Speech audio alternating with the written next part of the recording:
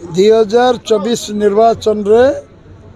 निश्चित भाव में बीजेपी एटी पद्म फूल चिन्ह जितब। कैंडिडेट तो छवि भाई 70,000 भोट पाई एवं बहुत जबरदस्त लड़ाई तेणु निश्चित केंद्रीय पार्लियामेंट बोर्ड ताको ही मनोनीत कर कारण जेहेतु सी निष्ठापर भाव सक्रिय भाव कम कर लोक एकाकार होती डबल इंजिन सरकार चाहते यशस्वी प्रधानमंत्री नरेंद्र मोदी नेतृत्व में समस्ते सामिल हो चाहते एवं गोटे परिवर्तन ओडिशा रे शासन परिवर्तन सारा ओडिशार लोक मयूरभंज टू आरंभ कर कोरापुट गंजाम पर्यटन सब लोग परिवर्तन राह देखुं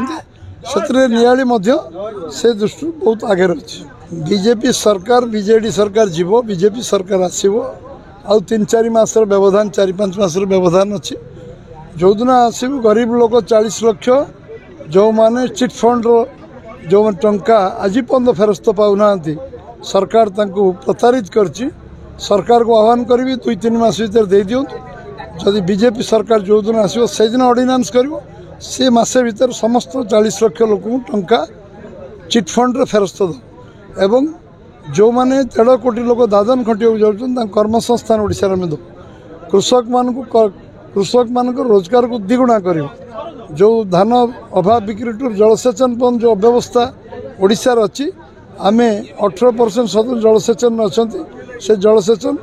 90% जलसेचन में परिणत हम कृषिभित्तिक शिल्प हम एवं कोल्ड स्टोरेज हम वैल्यू एडिशन खनिज साग माछ रेट बिक्री न ये इंडस्ट्री वैल्यू एडिशन हम ओडिशार आर्थिक स्थिति बदल ओडिशा धनी ओडिशार लोक भी धनी ये कथा लोक जानवे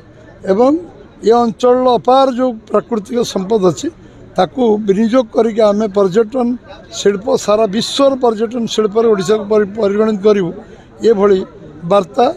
आज ओडिशार लोक मैंने जानी बीजेपी आसिले विकास हम एवं बीजेपी आसिले परिवर्तन हम। 2024 निर्वाचन रे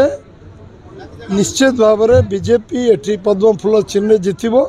कैंडिडेट तो छवि भाई 70,000 भोट पाई एवं बहुत जबरदस्त लड़ाई तेणु निश्चित केंद्रीय पार्लियामेंट बोर्ड ताको ही मनोनीत कर कारण जेहेतु सी निष्ठापर भाव सक्रिय भाव कम कर।